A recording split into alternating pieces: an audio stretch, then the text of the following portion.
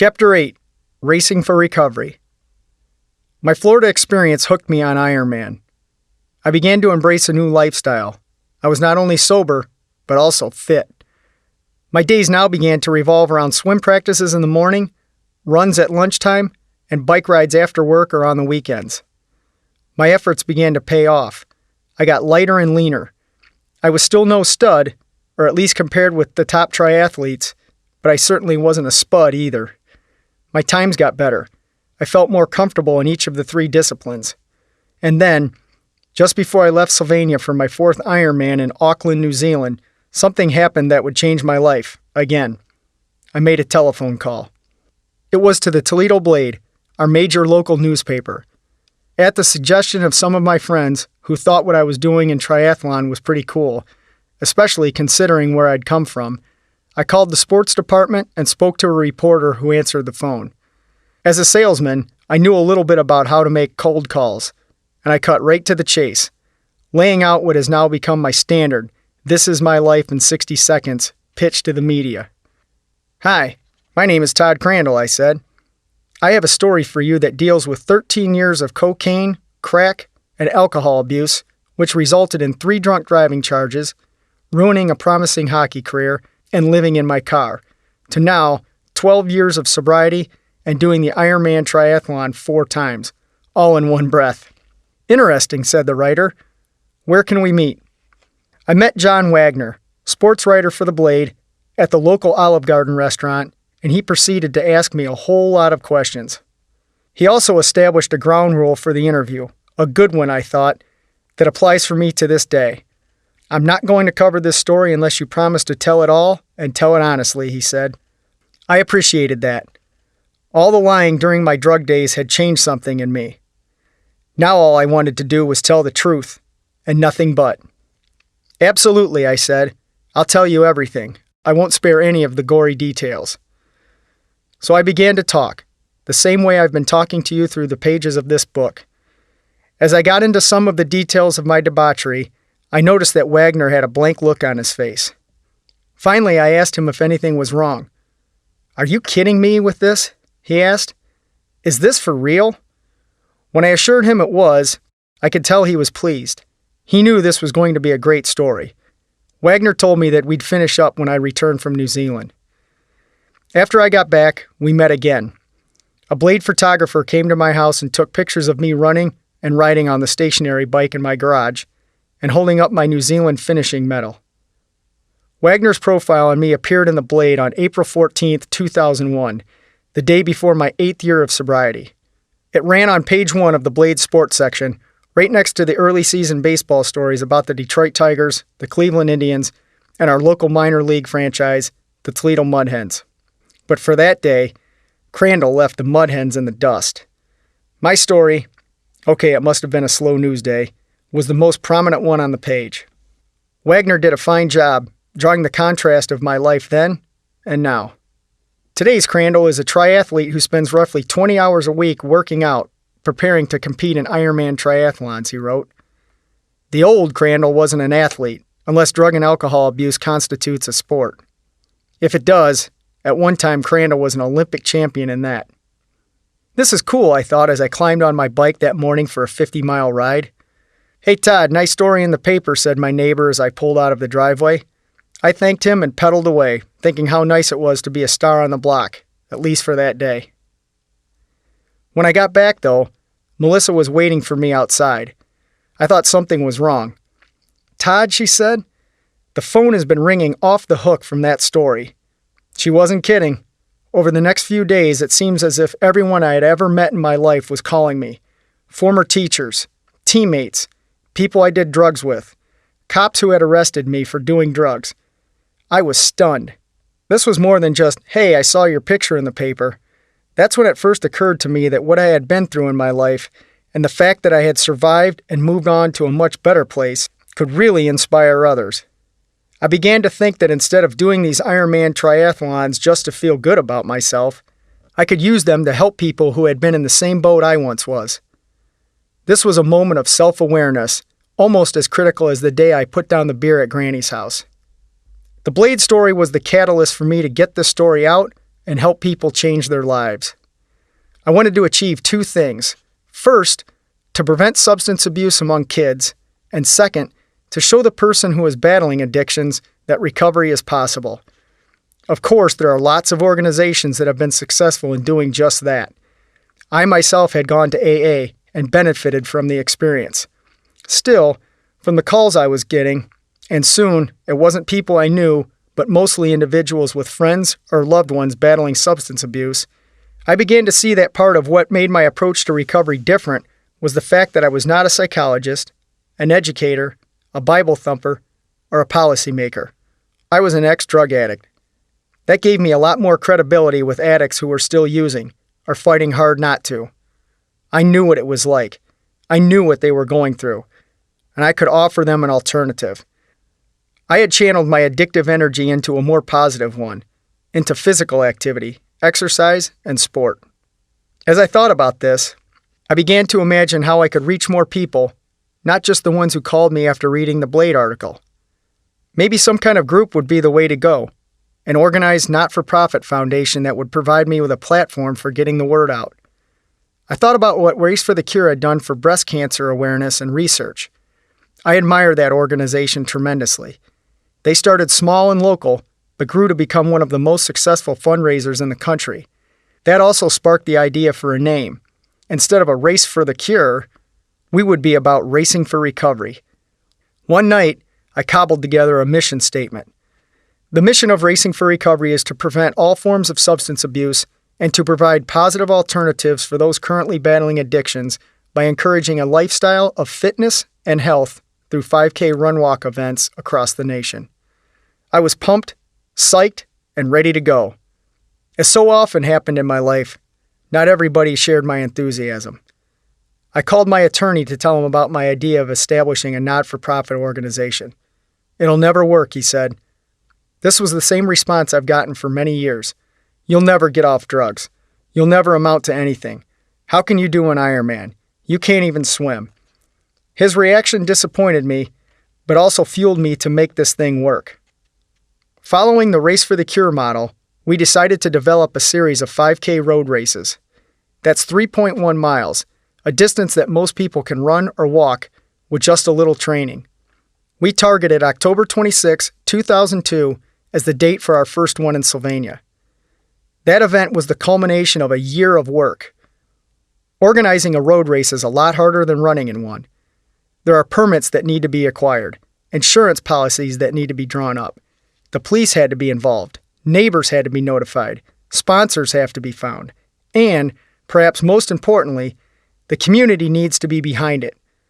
Getting Sylvania to support the drug abuse prevention race organized by the guy who was once the town's most prominent drug abuser became the main focus of my activities. I contacted everyone I knew. I hung posters everywhere in town, put flyers in truck stops and on windshields, handed them out to strangers. When I went to a drive-thru to pick up dinner for Melissa and our two children, Skylar and Connor, I would hand the attendant a flyer. I'd leave stacks of them at gas stations, grocery stores, and at the old hockey rink. I got a lot of, "Well, I'm not a runner." I explained that it wasn't just for runners. It was an event to bring the community together and fight substance abuse. I got some raised eyebrows from the people who remembered me from the old days. I think some of them glanced at the flyer and thought I was really holding this race in order to raise money to buy drugs.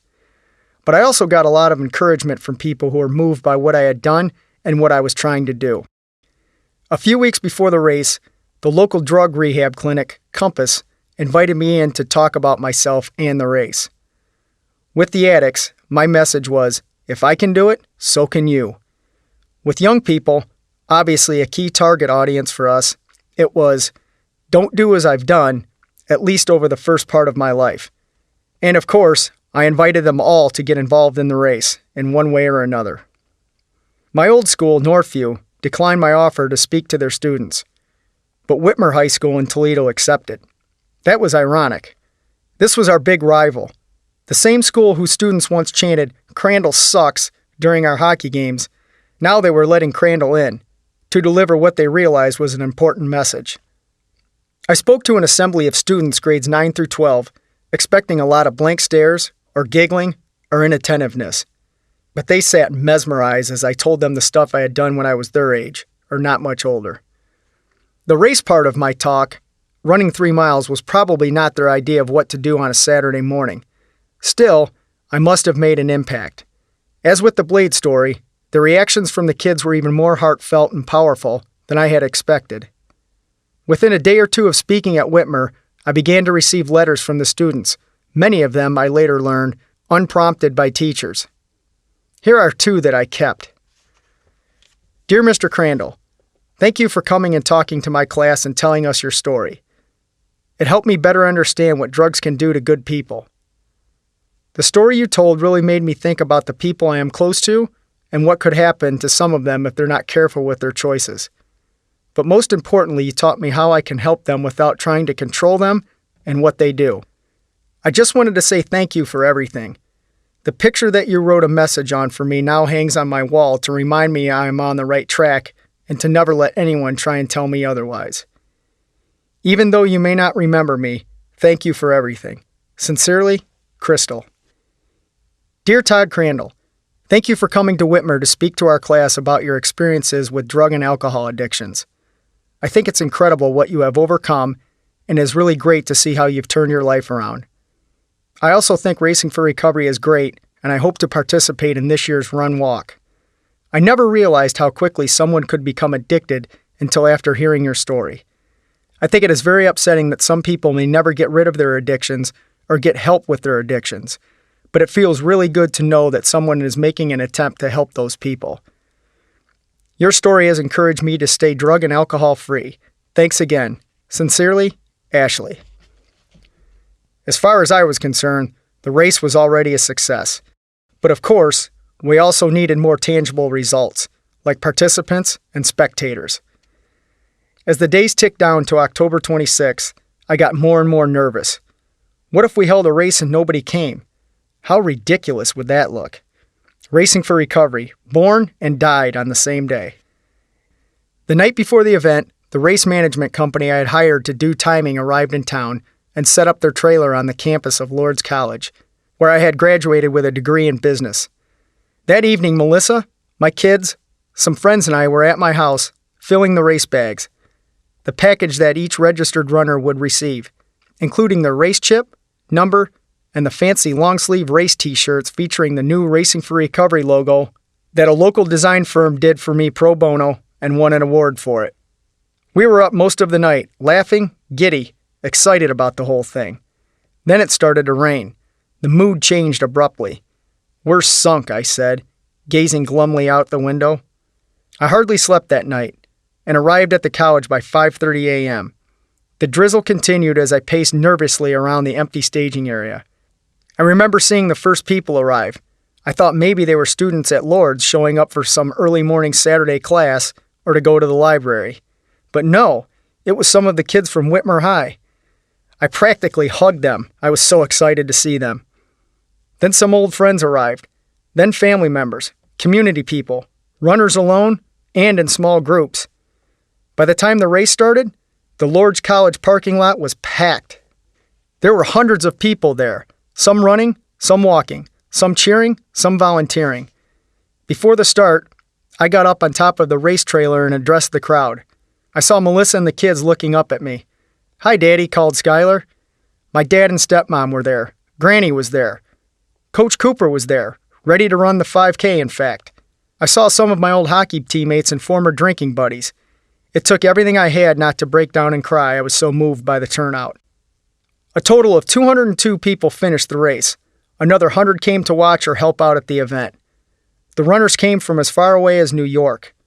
The out-of-towners had seen a small article on me in Triathlete magazine. They were inspired and decided to show up. I was flabbergasted. At 9 a.m., I fired the starting gun, then jumped into the pack as it thundered by. No way was I going to miss running in my race. I made a point to help pace a couple of the kids. We talked a little during the race.